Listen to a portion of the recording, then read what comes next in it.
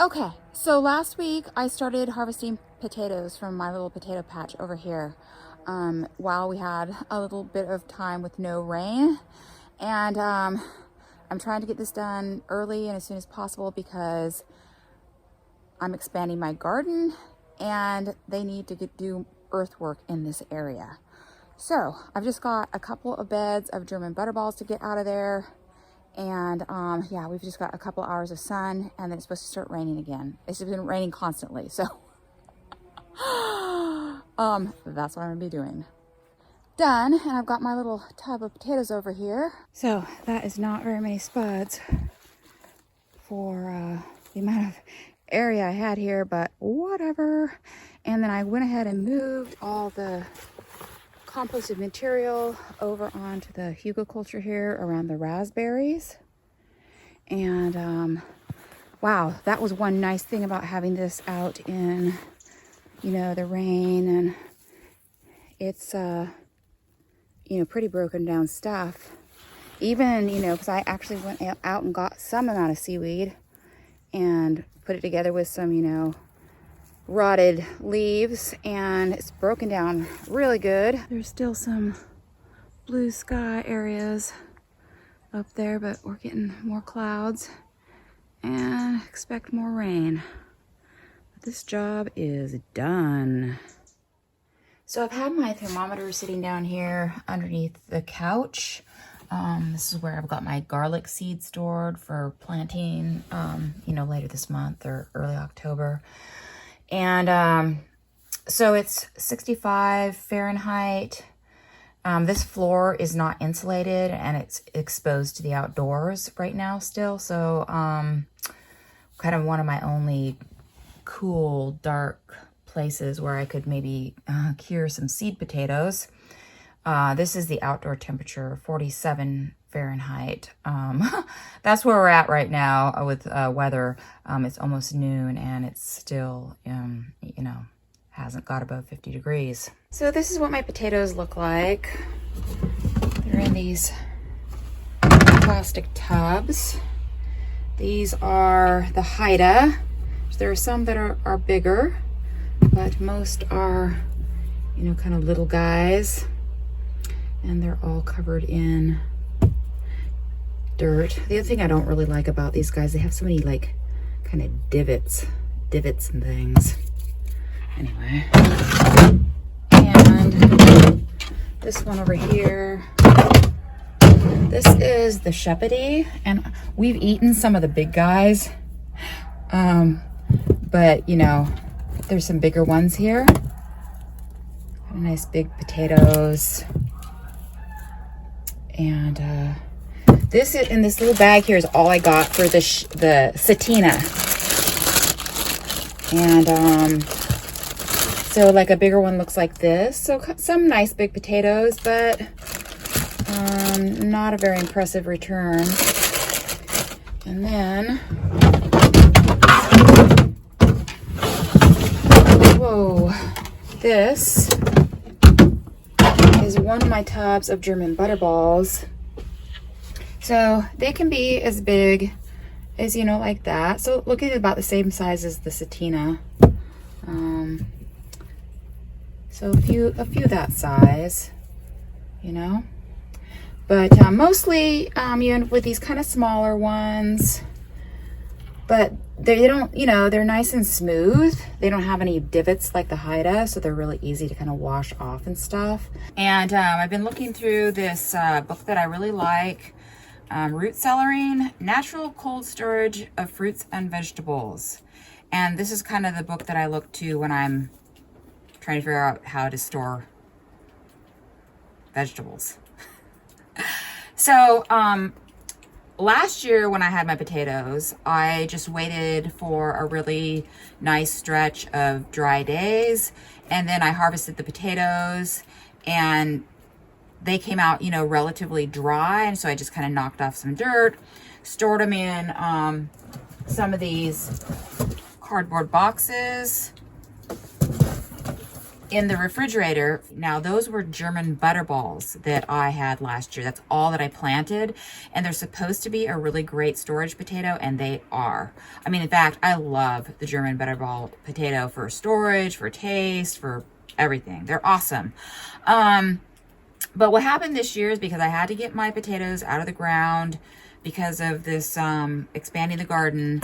They're all wet and covered in partly rotted seaweed and leaves and whatever all else that they were sitting in.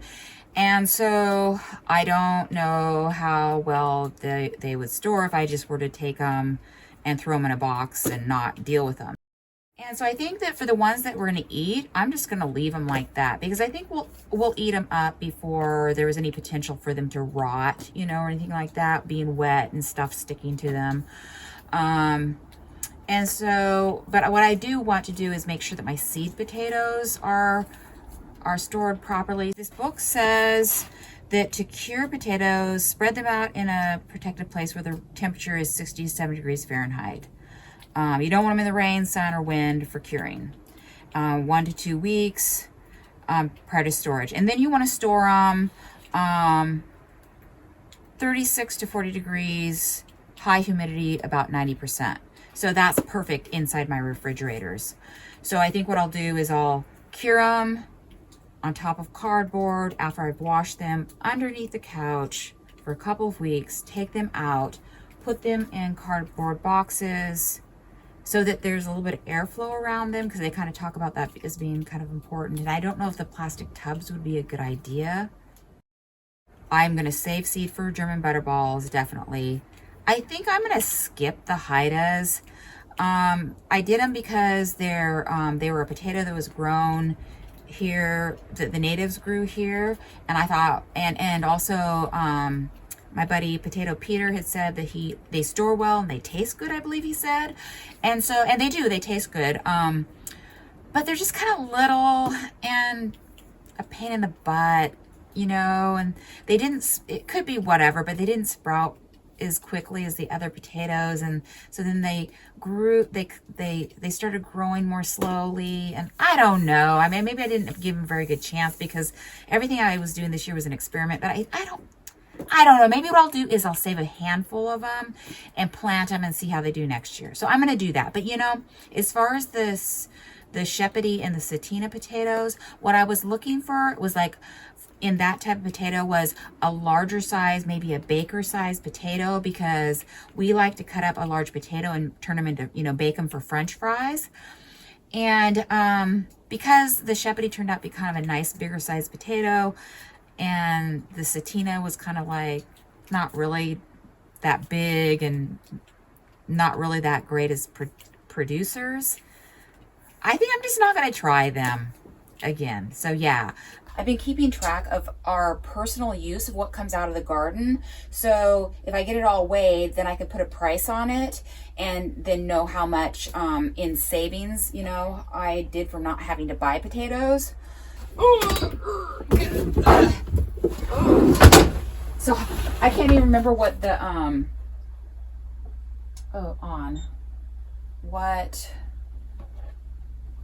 what the scale will take. We'll see.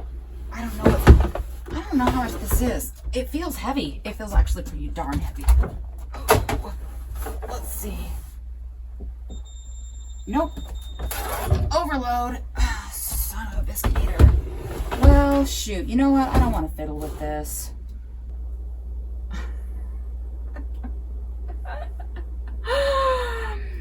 I'm not going to know how much I saved on potatoes for a while, I think. Hi. So this is 30 Haida, 30 Shepody, and 100 German Butterballs. And I'm going to slide them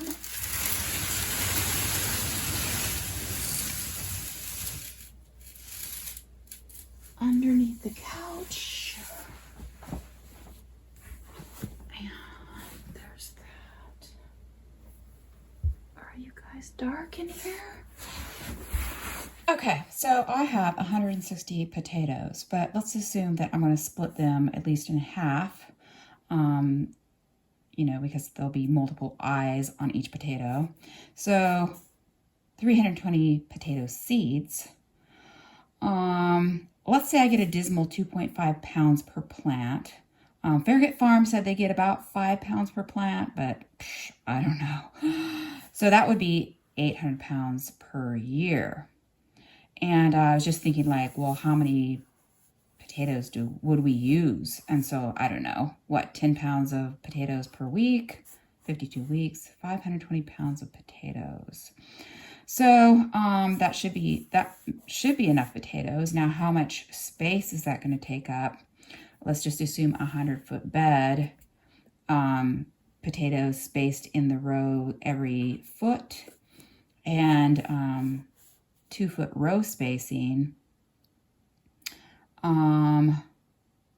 If I have about 300 potato seeds, that's 100-foot bed, that would be 1, 2, 3 rows. So 4 feet with space around the edges. So that kind of gives me a picture in my head about how much space I would need for those potatoes. I don't know where I'm going to put the potatoes. So I washed all of the Satina potatoes, 5.67. Doop-de-doo. Made a little list here. As I wash them and put them in the fridge, I'm going to record their weight. And I haven't recorded the weight of the seed potatoes. So when they're cured and I put them in the fridge, I'll weigh those too. So that's the plan, Stan. Okay, so we're going to cook Haida, Satina. The Shepody we're going to do is French fries because they're kind of big. And German Butterballs, and we'll see what they taste like. So these are cooked. They're still hot. I busted open a few of them to kind of cool down a little quicker. And hi. I also just went out and harvested some carrots. And I think I found the Merida variety carrots that I accidentally mixed in with my Giants of Colmar, because these are definitely a knot style carrot with a blunt end. So I've been wanting to know what they taste like. Let's start with that, shall we?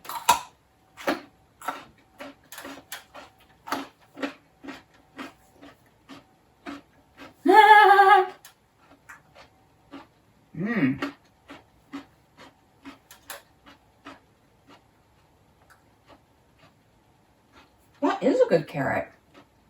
This carrot, oh, sorry to talk with my mouth open.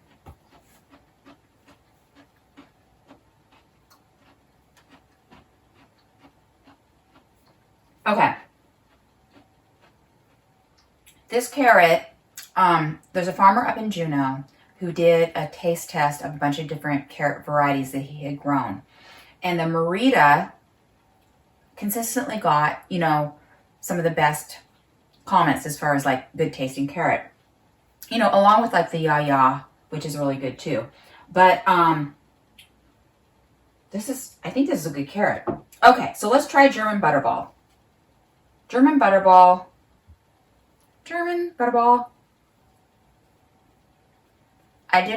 Sorry to talk with my mouth open. I didn't put anything on these. They're just potato.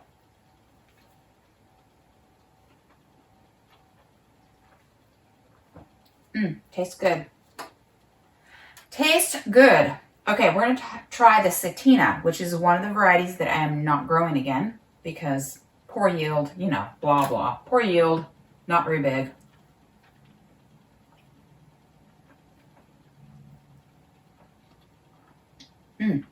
That's actually good. It's a good potato. Okay, we're going to try the Haida.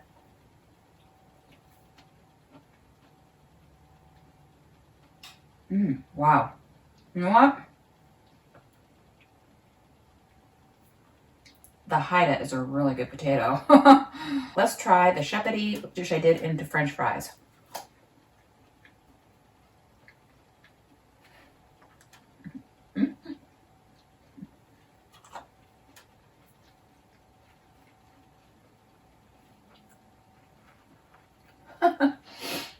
This is crazy. It's hilarious. The potatoes that I had, like the, you know, like, oh, the German Butterballs and the Shepodies, those are the ones actually, I would say, okay, so now I've got all four. Haida is best. Satina is next. German Butterball, and then Shepody. That is so hilarious. But whatever, when you put ketchup on them, they're good, right?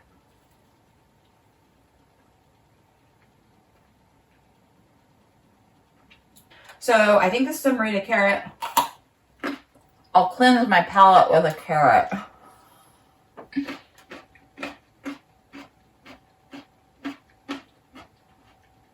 That's a good carrot. That is a good carrot. Wow. I like to taste a Merida carrot next to a yaya, because this is sweet. This is a pretty sweet, pretty good.